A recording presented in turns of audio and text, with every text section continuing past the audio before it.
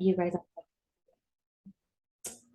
to just some rain, but nothing horrible. Okay, good. Well, I hope that, yes. Yeah, you're a little more inland, aren't you? You are in Albany, so hopefully you won't get it too badly.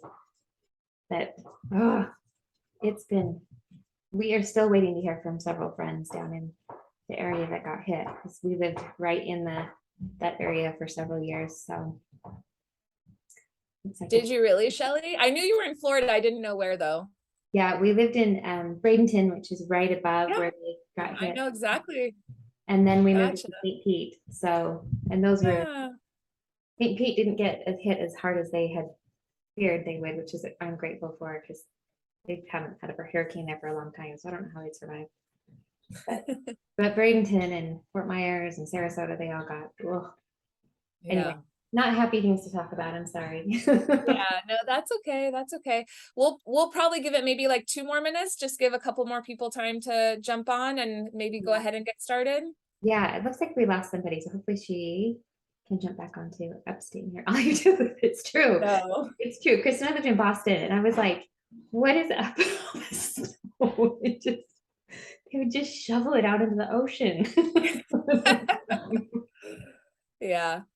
I did my fellowship in Connecticut and I always tell the story. It was my first winter there, big winter storm. We were expecting, and we got like 3 feet of snow. So they put us all in a hotel because we were doing retrievals and transfers and those don't wait. And so the next day, like digging my car out of the hotel parking lot, and I just look over and I'm like, you know that the rest of the country doesn't live like this. I was so mad. Yeah. Oh my goodness. I think it's really something you either kind of, get used to it or you never adjust. Like Yeah. there's no in between, I feel like, with that. Yeah, it wasn't, I don't know. You do get used to it after a while, right? Yeah. Yeah. Those nor'easters are pretty fun though. And the weather channels are hysterical out there. Like they're local celebrities. So they make everything so sensationalized. We still follow the guy from Florida. Oh, Kristen. Oh yeah. The hospital in a snowstorm. Yep, there you go. Exactly. Exactly. And then did you like have complete shock when you had to go back for winter again? We lived without winter for like 9 years. And when we moved back to Utah, our first winter, I was like, oh my gosh, how do people live like this? Like, this is so cold. Yeah, yeah, yeah, exactly. It So was, I did send a message to Rashmi. I just let her know if she could join us to go ahead. If not, don't worry. But I would say it's 4:05. Maybe we'll just go ahead and get started. If Shelley, if you're up for that. yeah. Um, We just sent a message saying that to go ahead and get started, and she's going to keep trying to get on. She can find her. okay. Perfect. Perfect. And yes, Kristen, I agree with you. The fall in New England was honestly my favorite time of year. So I hear you there. But so the three of us really wanted to do this because we were getting so much feedback, which we're so grateful for, and so many questions about the program. So we wanted to do this bonus session, but Shelley was gracious enough to actually put together a little something extra because we really wanted you guys to get something of value since you were kind enough to take time out of your day and join us. So Shelley, I'm just gonna give it over to you. If you want to start with those and then we'll talk about the program after, or how do you want to do it? Sounds good. I'd love to know if there's any burning questions that we can address so that before I Yes. begin, if there's anything I can kind of tailor it to. I know we have a mix of individuals who are in the depths of the fertility journey with us right now, and I know we've got several that are going to be watching this on replay that are there. And then I know we also have a lot of healthcare practitioners, and I always really appreciate when they come and spend their time with us because I know that they're really invested in being able to offer more support to their patients and their clients, and so that's kind of why we're offering it in this format so that there's lots of data, there's lots of resources, there's lots of research, so you can feel comfortable when someone comes to you and says, hey, I've been seeing this herbalist, or I've been seeing, somebody told me about this, and that hopefully you'll feel like you have maybe some place to stand on when you're making recommendations or just not feeling quite so panicked about, is this a good thing or is this not? And I totally get it. It's such an individualized journey for everyone, and we want to be really careful with with how we approach it. So I'm just gonna make sure I can share. Oh, good, I do. Um, my screen, and it's always a little bit fun to figure out what is more important to share first. Turn on the presentation, So or guys, for those that are here, if you do have specific questions for us, please take advantage of this time. We want to value and respect your time. So like Shelly said, you know, if there's any burning questions, please make sure they get answered tonight before you hop off the call. and hopefully I've got it set up tonight so in a way that I can actually see the chat. Last time I couldn't access the chat, which was highly distressing. So for me, for everybody else, but I felt really bad. So this is actually, Carolina, this is one of the slides that you sent over, and I really have appreciated it because it just really speaks so much to one of the pieces that we can address in the fertility journey. If you don't mind, I'm just going to read it. You guys can, I'm sure we can read along with me, but the infertility often creates one of the most distressing life crises that a couple has ever experienced. And the long-term inability to conceive can evoke significant feelings of loss. This is so real. Coping with the multitude of medical decisions, the uncertainties of infertility, can bring great emotional upheaval, along with, and I'm going to just insert here, along with some of the effects of the fertility drugs themselves can really be intense, which add to this really extreme distress that can be experienced. I watched this in my clients, I've watched this in my sister-in-laws, and it's real. So women with infertility report elevated levels of stress, or excuse me, of anxiety and depression. So it is clear that infertility causes stress. What is less clear, however, is whether or not stress causes infertility. And that's a question that we can say, hey, here we can do some support around this. We can offer some resources that will allow the body to better adapt to the stressful circumstances surrounding this fertility journey, and sometimes these emotional highs and lows, not sometimes, these often emotional highs and lows that go along with this experience. One of my favorites, so I shared this slide in the previous class. This is kind of our top 15. These are there's so many herbs actually that we can draw on when it comes to a fertility journey. It just depends on what we're dealing with. So there's even more if we're looking at more intense diagnoses like endometriosis or problems with fallopian tubes or anything like that. There are even some more specialized herbs that we would look at, but these are kind of the top 15 that come up when someone is looking for some support in the botanical world for fertility. And you've probably seen several of these, but tonight I wanted to talk to you a little bit about what I call my gateway herb. And it's ashwagandha. It's one that comes up a lot in other circles as well. People are starting to become more and more familiar with it. Like it's even at Costco now, which is kind of exciting. Because it's being recognized as something that can be beneficial to so many people. And so I just wanted to give you a little bit more of a background on how it is beneficial in the fertility world. And the beautiful thing about ashwagandha is that it is both beneficial for men and for women. So for the female infertility piece and the male infertility piece. And so when we want to be supporting both partners, if that's the piece, that if there are two people that involved in this unexplained fertility journey or in the stressors involved with fertility journey, this is something that can help both. It is one that when someone comes to me, and I used to have an in-person clinic in California, and people would always just kind of pop in after they'd visit a chiropractor or some of the other practitioners in the clinic and would say, hey, I've been thinking about, I'd like to try some herbs, but I just need something that can help me sleep a little bit better and help me have a little more energy in the day. Do you have anything for me? And this would be the herb that I would offer. Because ashwagandha does what it really does, kind of, it closes that cortisol loop.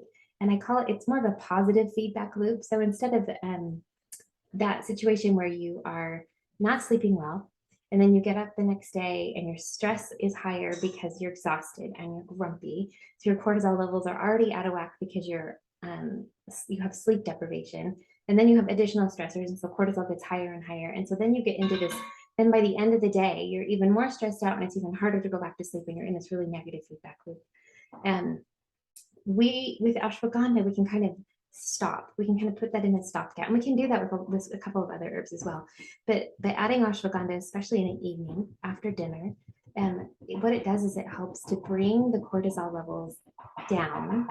Can you hear that? That's my husband. Yeah, Hold that's on. okay.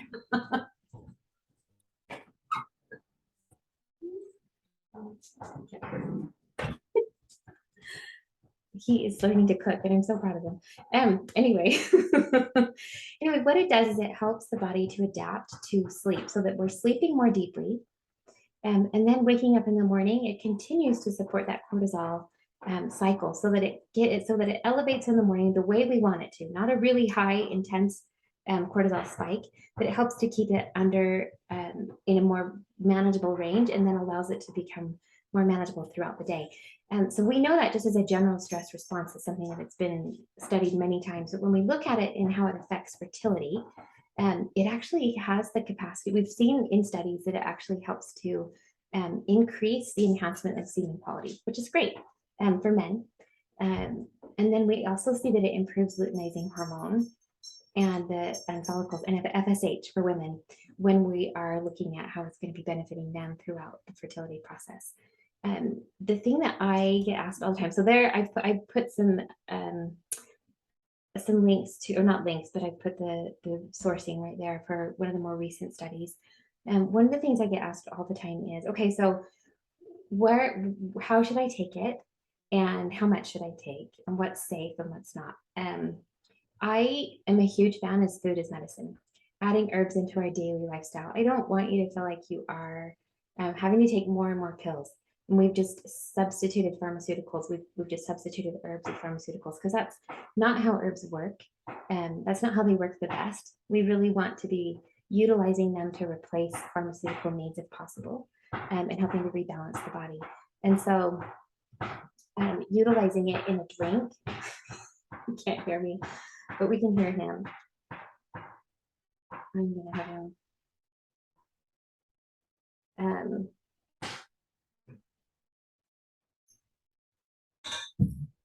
Oh, Kristen's back. Let's get her back in. Sorry. So one of the ways that I really love to use herbs is as a part of your daily ritual. I love to put them in morning drinks. And oftentimes I'm going to be encouraging women to maybe move away from coffee or move away from straight coffee, and maybe adding some supportive things that are going to help support the adrenals, help nourish you, so that you're not just stimulating things all the time, especially if you're struggling with stress and adrenal fatigue and those types of things. So Banyan Botanicals is probably my most favorite and most preferred source of ashwagandha.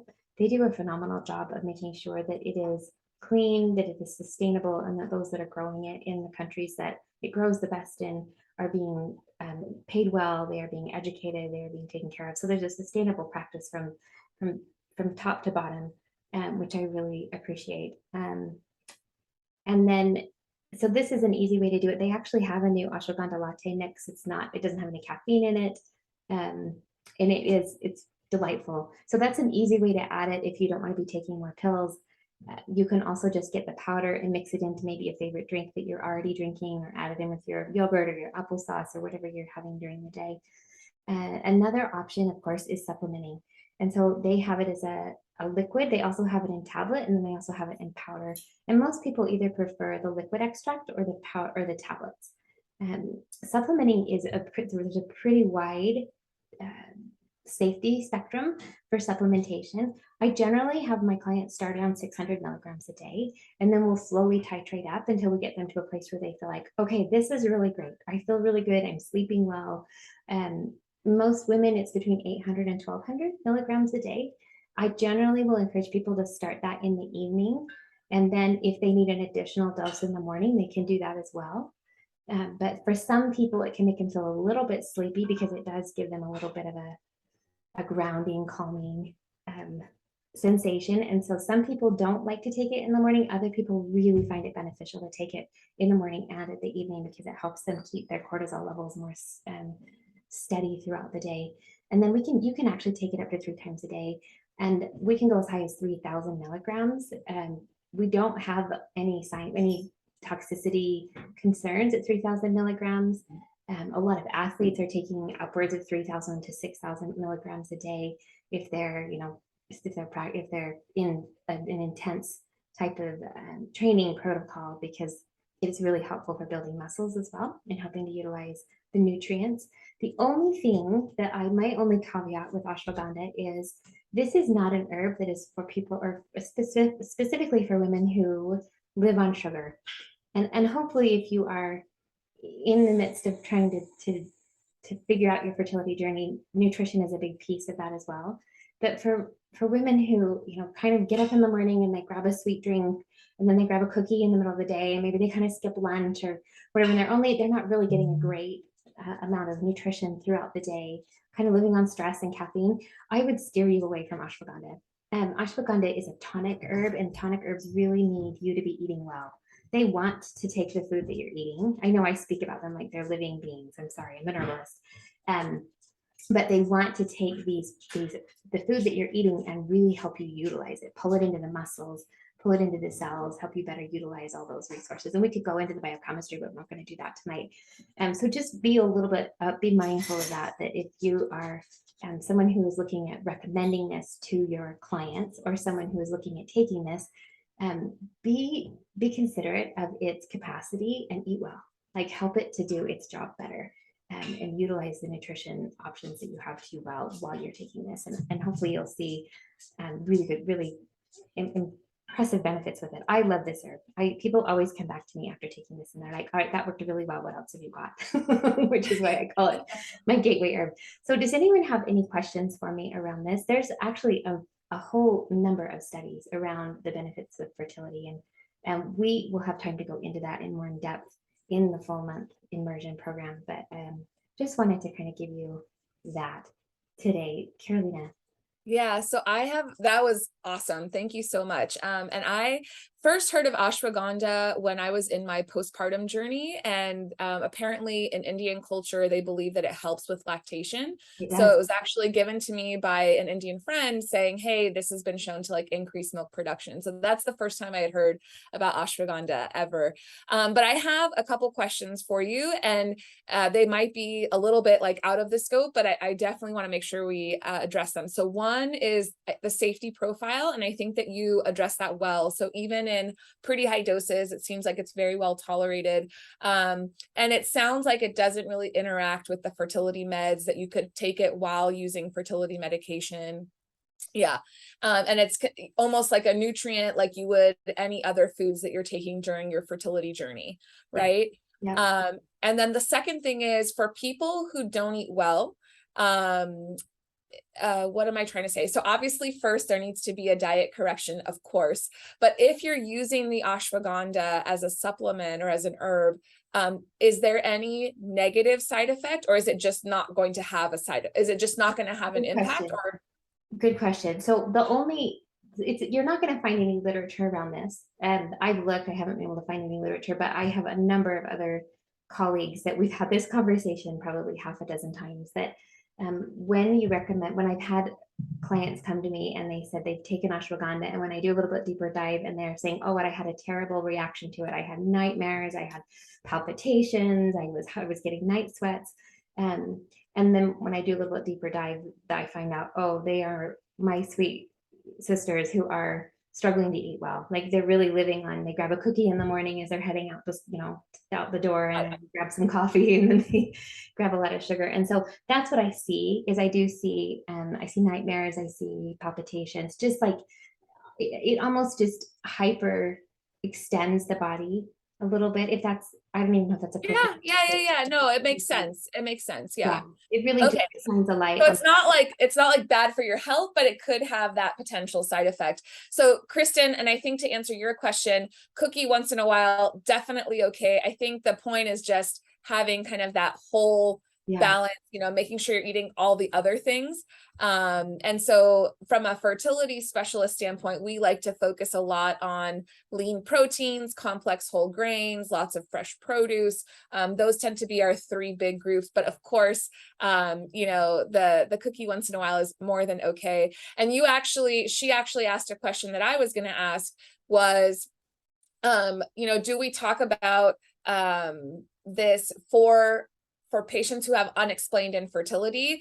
And I willing to bet the answer is yes, because of the overall stress response. So, but I'll leave it to you, Shelley. Yeah, absolutely. Like this is one that I would reach for in those cases. That then another one that I reach for almost always is going to be Vitex, and we won't have time to. That one is one that we really need to just sit down and have a longer time to talk about it because it is such a beneficial herb, and that we have a lot of really great data around, and we have a lot of traditional use around. So that's one that I draw on as well.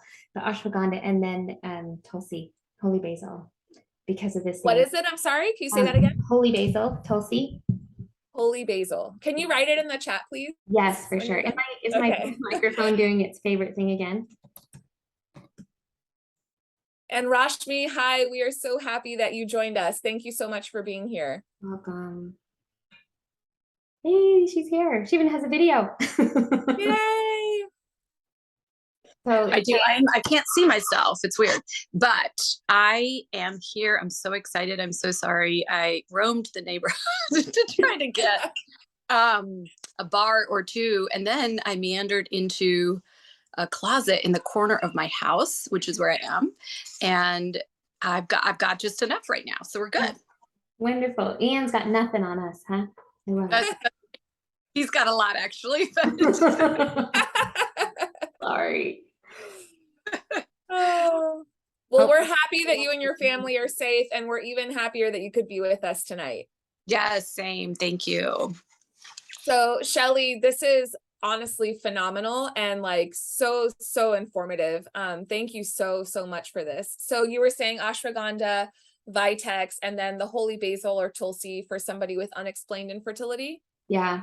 And I would really encourage anybody in that space to sit down and meet with someone who, like, to have someone go over other nutrients and herbs and any medications you're on, because some of them we will want to space a couple of hours apart just to make sure that there aren't any interactions, or to make sure that if there are pathways that they're going to be competing to absorption pathways, that we don't have competing nutrients going in at the same time.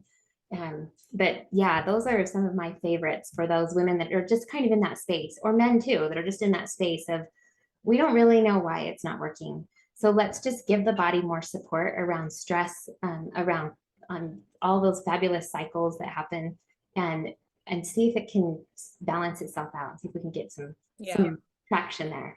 Vitex is one that I give to my clients that are also in perimenopause.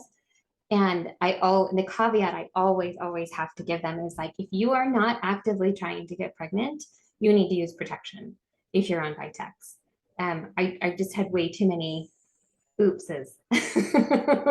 so it is a really great herb for supporting the whole cycle, especially that luteinizing hormone and progesterone towards the second half. And I love what you say about making sure to work with somebody who knows the different profiles and how to space them out, and making sure competing mechanisms, because the same is true for pharmaceuticals. And, you know, when we're using our different medications in the fertility treatment journey, we definitely have specific medications that we use at specific times for specific reasons and whatnot. So, and that's why I fell in love with you and Rashmi, because you have that knowledge and you have that background and that science-backed, evidence-based, you know, support. So thank you for saying that, because that's super important. Well, and I always hope that people will ask. You know, I don't ever want anybody to come in and just quietly take it and hope it works. Like, we really want to make sure that we're doing things in a way that's responsible and resourceful. And if we need to take breaks from things because we just don't know, we don't have any science behind it, then we do. We say, okay, we're going to take a break for 2 weeks, and then we'll try it again if things don't click this time. Yeah, love that. Love that. So Rashmi, oh, sorry, go ahead. Please. No, go ahead. I was going to say, Rashmi, since we're lucky enough to have you with us tonight, I also wanted to pick your brain.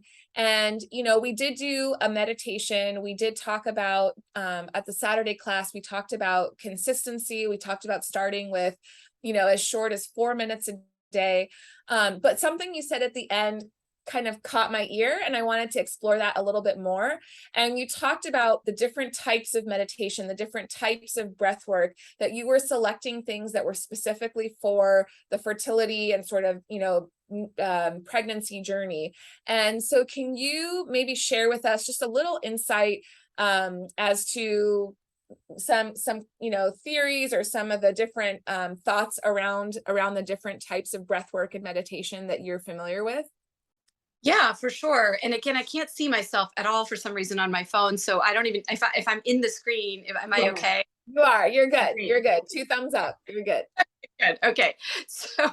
So what I really was referring to is this idea and this notion that really we have the ability to change our physiology it's not always top down, meaning we're not always working from the area of the thoughts, right? And so we can literally practice certain pranayams or breathing techniques that can immediately, within just a couple of minutes, put us into that parasympathetic rest and restore.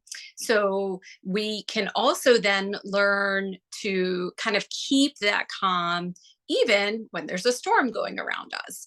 And what that can do is and we talked about homeostasis and how the body, the mind, really there's always this ability and this innate intelligence to our body that's ready. When we give the body the tools in a balanced way, it's ready. It's just ready. And so that's really what I meant when I said, what we're not going to do, because we do have some pranayams, and Shelley knows a lot of these because we do these in our membership, where a lot of times we're really we're actually increasing our energy. And so there are certain breath work where we're increasing Agni that would not work very well if we're trying to get pregnant, for example. There are certain ones where we're conserving different values called Apana and things like that with bandhas that would not necessarily work very well. So really for the vast majority of things, I'm just being really selective and saying what can be the most healing here. And what's healing for the reproductive system also improves the immune system, also improves, mental health, also improves. So in many, many ways, really everything that Shelley's talking about, we is very, very synergistic with anything that I'm talking about, in that we're working things. 2 + 2 is going to equal 8.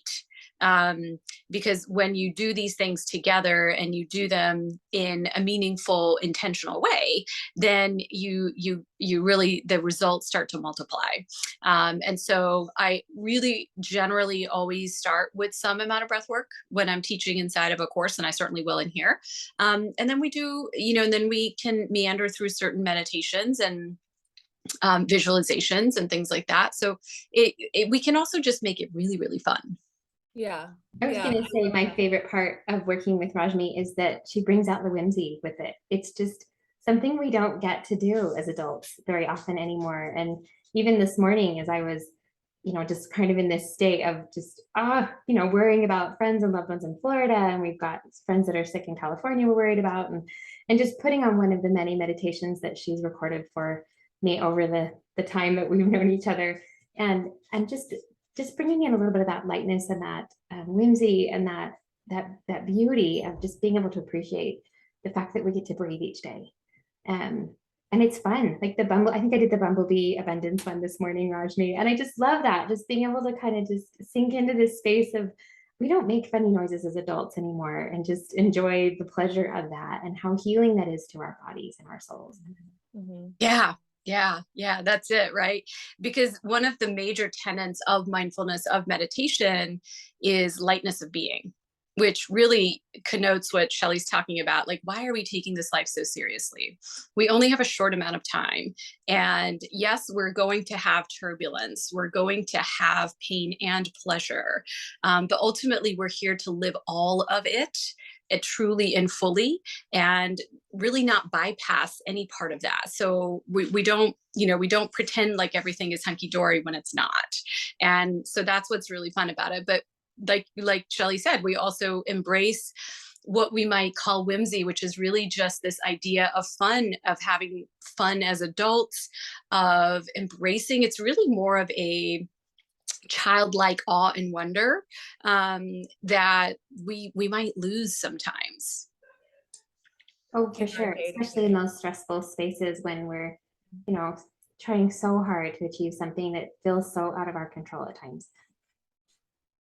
100%. So, for those that are with us live, if you guys do have specific questions, please feel free to throw them up in the chat.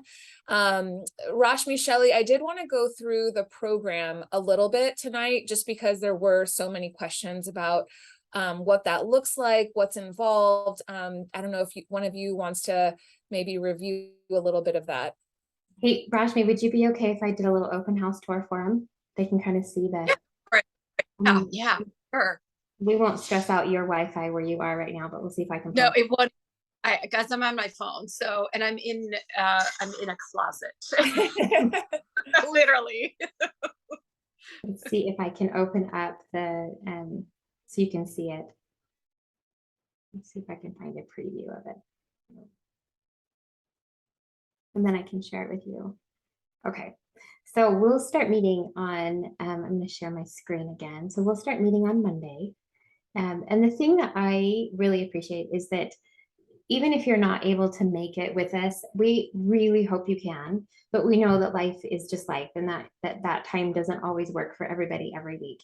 But we'll meet together on Mondays, and during that live time, we will have some opportunities. I will teach, like this next week, I think I'm going to be teaching about herbs. We'll be doing some more deep dives. I'm really going to focus in on Vitex. I'm really going to focus in on one of the Chinese herbal formulas that has got so much traditional use and some great research around it, so that you can at least feel like, okay, I've got some place to start. I have something that I can really start with.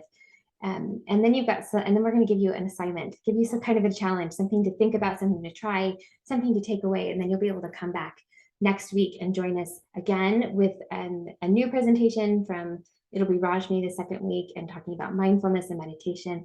But we'll also have a Facebook group that will be operating throughout that entire time, so that you can check in with us, ask questions. We can check in on you. We have a lot of fun in our Facebook groups. Rajni and I have probably way too much fun in our Facebook groups, chatting back and forth. And we just really want people to feel like they are seen, that they are being cared for, that they have a place where they can come and just kind of be there and get their questions answered. But you can see here, we've already got some things that are ready to go, so that you can start with a couple of mindfulness sessions. I've got some recipes for you. I've got some basic principles of herbalism in there, and so that you can get started right away. And then Rajmi's actually got some really great simple meditations, so that you can just kind of start getting your toes wet right now. And then you'll have them to practice with all month long. Like I am lucky that I've been working with her for some time. And so I jump in and I literally get onto our website and I choose a new one every morning. And it has been life-changing for me. And so it's just a really fun way for you to just come in and kind of like a candy store and say, what am I going to pick today, and try. And then we will have opportunities of live meetings every week, so that we can help kind of better guide you and give you more deep dive information as to what we're hoping to be able to put into your hands, so that you don't feel like things are so out of your control in this journey. Rajmi, what else could you add to that? Oops. Oh, you're muted. I think that's perfect, Shelley. And it's that we try to make this as high value as we possibly can, without like coming to your house and serving you an ashwagandha latte. Sure. Or sitting with you and, and meditating with you on your floor. And that's what we want it to be like, because that's really how we feel. And that's the beauty, right? Like we might him and haw about how much time we might spend on our electronics, for example, but my goodness, they are a real asset to us. And they have this immense capacity to connect us from all different parts of the world. And that's really something that we embrace, and we really run with that. And this is in no uncertain terms just a way that we feel really strongly about this work, and so it was kind of a no-brainer when Dr. Sweldo asked about it. And so we're going to pour into you, as Shelley says. I love the way she says that. And we do that because we're also training ourselves as well, right? So we can't pour from an empty cup. And so Shelley takes care of herself, Dr. Swaldo takes care of herself, I take care of myself. And so it's almost like our responsibility to do that, so we can give from a place that is wide open and really authentic and genuine. Beautiful. Yeah. And I second what both of you are saying. I think we all feel really strongly about this work. From my perspective, I borrowed a term that Rashmi used during the class, crisis meditator. And in my office, so often I am the receptacle for the emotions and the tears and the stress, and there's only so much that can be done and can be worked through in a fertility visit, because we're covering so many other things. We're covering the medical, we're trying to cover the medications, the treatment plan, the timing, the logistics, the side effects of the medication. I mean, there's so many other things that we're talking about. And I really do try to make a point to emphasize the emotional aspect of this journey, and how to give back some of that control. And, I talk a lot about empowerment. Even if you have unexplained infertility, you still have a medical disease, you still have infertility, and there's definitely a sense of loss of control on behalf of the patient and on behalf of the couple. And so I think that these are really, really, really great tools to empower patients in their journey. Nothing is guaranteed. No fertility treatment that I offer is guaranteed, but these are all ways that we can optimize. And Shelley actually said this on Saturday, I'm going to borrow it today as well, where at the end of the day, you can look back and you can say, you know what, I really did absolutely everything I could. I took as much as I could into my hands. I followed all the instructions. I did all the things, and I left nothing on the table. And I really, that's what I love to see from my patients, because then there's no what if on the other side of things. So, hopefully you guys will get a lot of benefit. I know for me, experiencing the course with Shelley and Rashmi was definitely transformational. And so I'm looking forward to what they're going to offer. Now in week 3, you get me. So in week 3, you will have access to me as a fertility specialist. And obviously, I can't give medical advice, but I can certainly do a lot of education, informing, and guidance in terms of the different situations that we might be dealing with. And then to wrap it up, at the last week, you actually will get all 3 of us again, which, I'm going to humbly say, I think we're a pretty powerhouse team together. So does anyone have any questions? Is this all making sense? I feel like as far as what is offered, because I know there was a lot of questions surrounding that, I do think we've answered that in a lot of detail. But as I said Saturday during the class, and I'll say it again tonight, for me, yes, the process is important, because obviously, we want you guys to have access to the tools and the techniques and the classes, live, recorded, etc. But I think more than that, what I got from the 4-week course over the summer was that the change in habit and the change in mindset and the openness to now explore other options. And again, I come back to that word empowerment, because I do believe in it so much. So hopefully you take that from this course with us in October. I wholeheartedly agree. Yes, totally. Absolutely. Me too. I was going to say, we're at the normal price now, but I think it's actually, I've got to look on the website in another, 24, 48 hours, it's going to go up again. So we'd love to have you guys at really the best price again that it will ever be. It's no longer the early bird, but it's going to go up even more. So we higher. We want you to come in, and we want to give you we want to get you started right away, because you saw there's already stuff you can get started with. So that's kind of cool.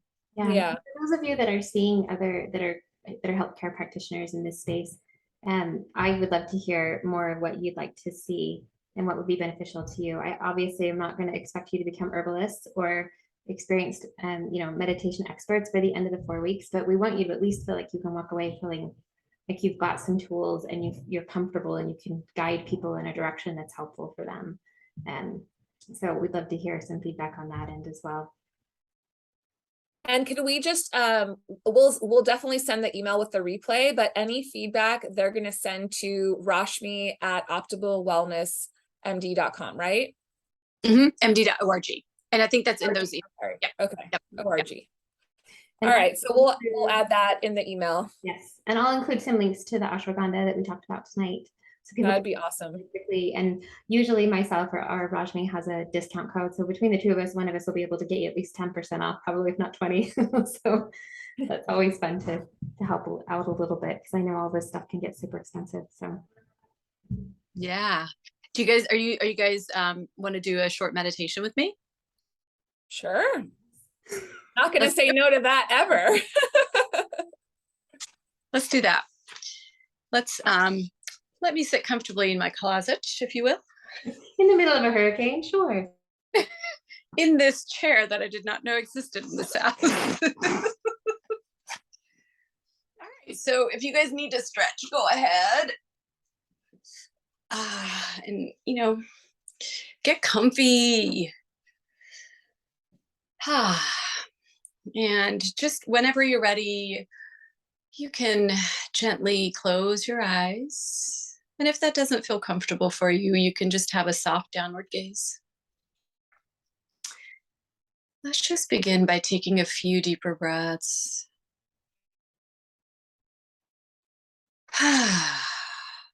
Just with each exhale, allowing whatever's not serving you in this moment to just be released. Each time you exhale.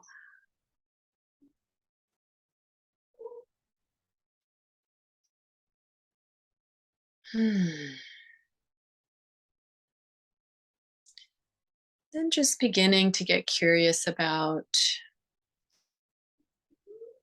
what if the messiness of life, the storms in our lives, they're all okay.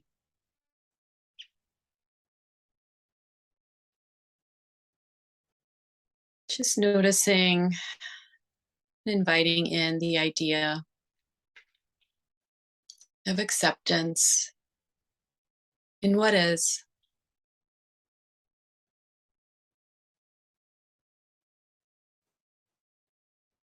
Noticing any emotions that arise.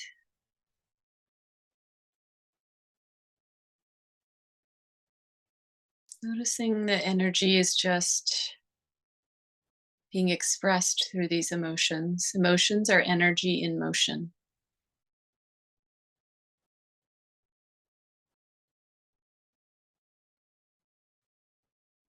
What if we just heard and felt our emotions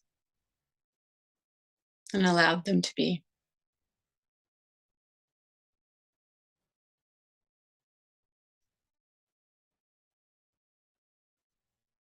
Just gently scanning your body, noticing if there's an area of tightness, perhaps in the jaw, the shoulders, the back. Just noticing.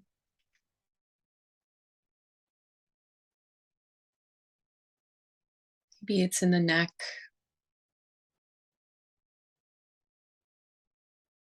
Just gently breathing into the tightness, breathing into the constriction.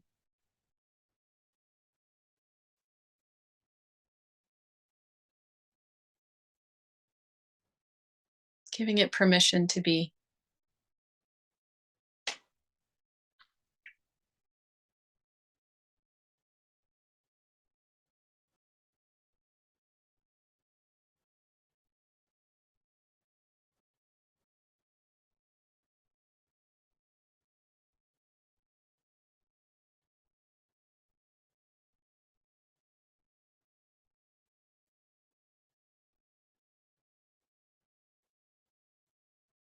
Now just gently noticing your breath. The in-breath, the pause, the out-breath.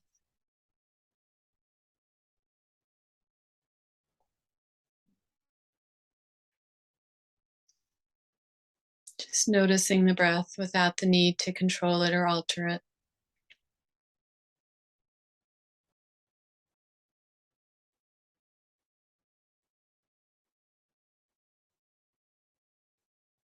Allowing the body to be breathed.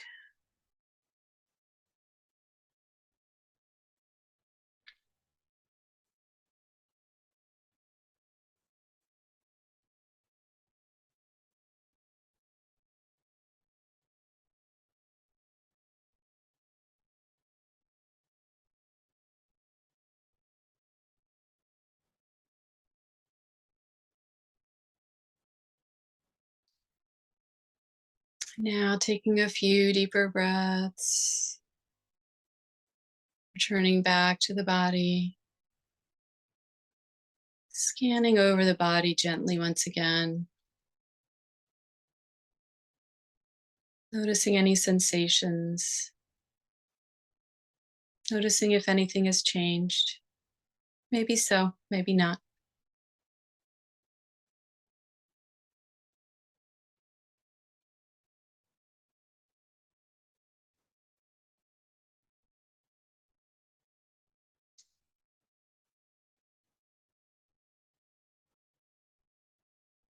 Just as you're ready, if you feel so called, just bringing your hands together at the level of your heart.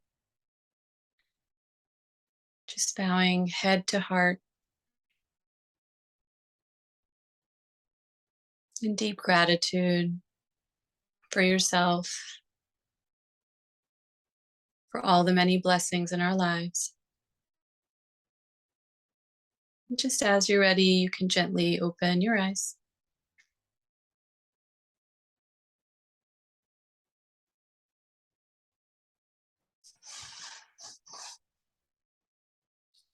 Namaste.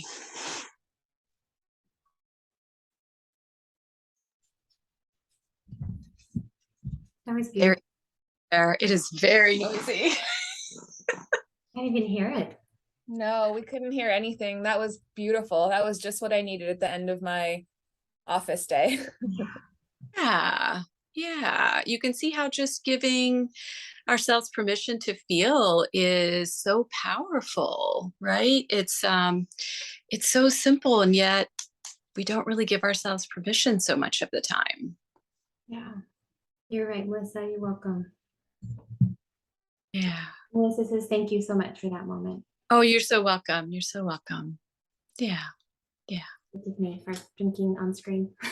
It's a sparkling water. That's all, I promise. Can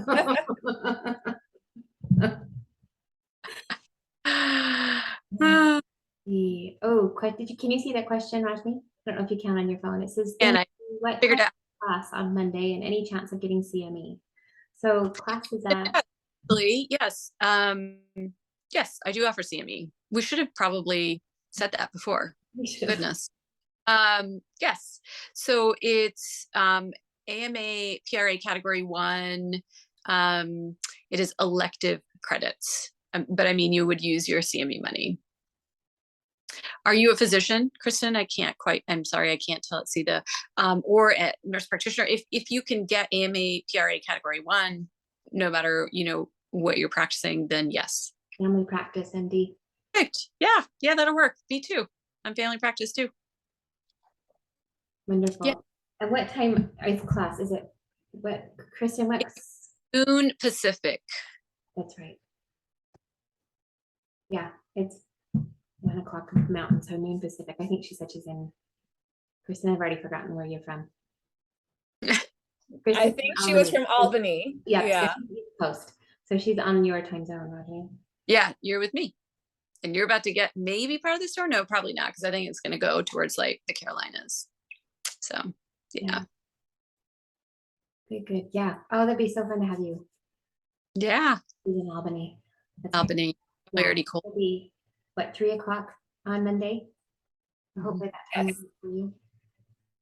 But honestly, we had and I have in each of mine, and I know you do too, Shelley, people who literally can never make a single live session. And we do it so that it's fine. That's why we do the Facebook group, because we'll go in and discuss what that week's class was inside the group. And it's really never been an issue. I'm in a couple of programs where I 100% can never make any of the live meetings, and I just have to make it a point to go and watch some of those. And really, we're just talking about 4 of them. So yeah. And I think, sorry, just one point I want to highlight is that the live sessions, they're going to be like super high value. They'll be recorded. People can go back and watch, but they won't be the only time that people will have access to us. So all 3 of us are actually quite active in the Facebook group. And so you will have access to us throughout the 4 weeks. It's not just during those live sessions. Yeah. So I just wanted to make that point as well. Yeah, so we hope you join us. We hope you tell your friends, please, because I think, right, obscurity is our kind of, and it's certainly not that we're obscure, but this is such a unique program that like anything that you guys can do to help get the word out would be really appreciated. Yeah. I think it's also fun to do it with a buddy. I know for me, putting this on with you guys has been super fun. I think anytime you can do something with someone and kind of have that buddy system, making sure you check in. Did you watch it? Did you watch it? What do you think about this or that or whatnot? I think is just a fun way to go through a program like this. Yeah. But honestly, Rashmi, that meditation, I think, was the perfect way to end us. I think that was beautiful. And as you said, and Shelley and I will second you that, we hope that you guys decide to join us. We're really excited about this. We believe in this work passionately, which is why we're here again on a Thursday evening to answer questions, and class starts Monday. So we hope to see you there. Thank you. Thank you. Have a great evening, everyone, and stay safe if you're. Yeah. Bye. Bye.